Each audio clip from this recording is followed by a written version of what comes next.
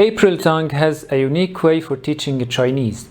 She thinks that imagination and creativity play an important role for learning the language. As per our nature as humans, we resort to imagination and creativity under severe circumstances, when we are under limitation and we cannot find the resources. That is exactly the context where she sees language learning can be working. There is no difference between circumstances when a person is under limitation and when someone is under the pressure to use a number of vocabulary to express their thoughts and especially to express something new in that language.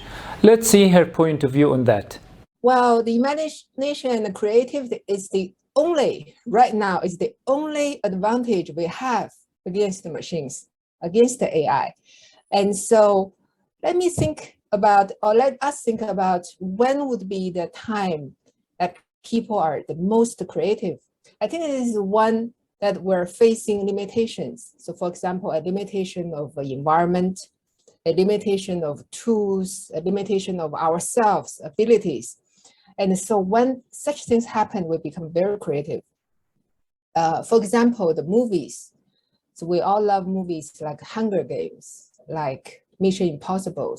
So why are we drawn to those movies? It's because these movies, the characters, they think about something, they solve problems with such a tight limitation.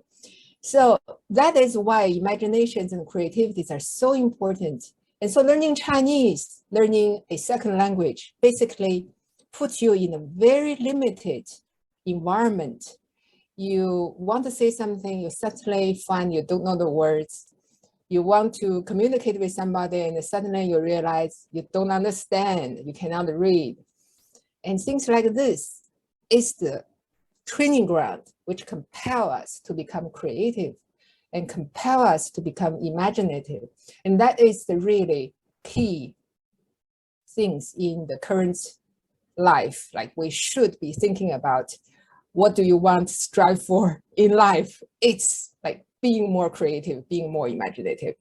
So I think this is the importance of imagination and creativity, and also the importance of learning Chinese. There is an annual contest for participants with a limited number of vocabulary of about 250 or 320, to produce a full story in Chinese. Just imagine. So we know like writing Chinese is something quite complicated. So many people heard about this numbers flying around a lot, saying you have to learn 3,000 characters to be able to read and write, and learning each character is so difficult. This is the only ancient language is still living. Because it's really cool to watch movies talking about the ancient Egyptian writing, those figurative writing. I think those are really cool. And Chinese is along the similar ways. And it's really hard. So how can we creatively learning reading and writing is the thing. And this is what I really recommend all your viewers to consider. So don't think about learning 3,000 characters at once, but learning a very small number of characters. So this is why I think I want to invite all your viewers to participate in this Chinese writing contest. So this Chinese writing contest is an annual event. So it officially begins on August 1st. So there's still quite a lot of time to prepare. And there's no stage fright. It's just pure preparation. And the requirement is a severe limitation on the Chinese characters. Among the 3,000 to 3,500 commonly used characters, and the characters the participants of the contest can use is only 320. So because such a severe limitation of the characters, the participants must be very creative to be able to write anything meaningful, useful. But last year, 2021 was the first year. It was actually a lot of fun. So I read so many interesting stories, poems, and mini plays. So I think this is the opportunity for people to realize how can they learn Chinese creatively and also to develop their own creativities, writing something using Chinese with only 320 characters. Because normally you can spend 6 months in total to learn these characters and know how to use them. You don't have to study 4 or 5 years. So this is a really short time to prepare, and I think they can do it. Baima the White Horse is one of these winning stories in this contest. Baima mixes between feelings, suspense, and a good ending. With no further ado, the White Horse.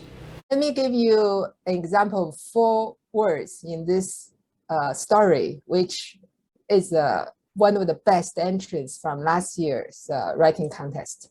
So the whole contest can only use 320 characters to write. So this is one of the story I liked a lot. So the first word is 白马, which means white horse. And the next one is 不开心, not happy. And the next one is 回头, to look back. And the last one is 快乐, happy. So the story goes, a white horse is living with a family of 4, father, mother, brother, and sister. So what happened is that this family is a very poor family, and they didn't really have much, but they have this white horse. So they go out to the river to fish, and then they love each other. But however, one day what happened is suddenly the weather became really hot, really, really hot. And gradually and quickly, the river dried up. And so they no longer have food. So the family, father and mother, thought about it, thinking, what can we do? So the only way seems like we have to eat our white horse. But the brother sister said, no, you cannot eat a white horse. We love the white horse. We cannot eat white horse. So after they discussed it, they said, okay, I think we have to let the white horse go, because if the white horse stays with us, we're gonna all starve to death.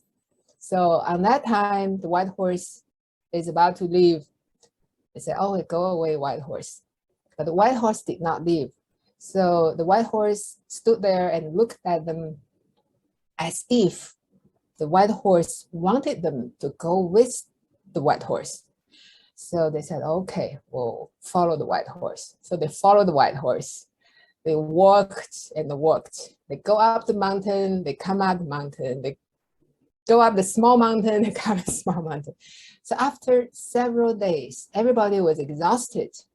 So, we cannot move anymore. So that's it. That's our end of the journey. We're gonna stay here.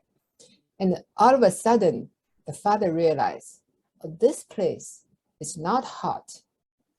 And so they got their energy back. They looked around to find there was a river not far away, and in the river, there are fish. So they thanked the white horse really dearly, saying, this is a great white horse. The white horse saved our lives. So that's a happy ending. So they lived happily from that moment. So that was a fantastic story. It's full of twists and turns, and only 320 characters. So that's great. We have seen how much importance April puts on creativity, imagination, and being under pressure. Do you think if you have been put under pressure in these circumstances, would you be able to learn Chinese? Waiting for your ideas and experience with learning Chinese in the comments.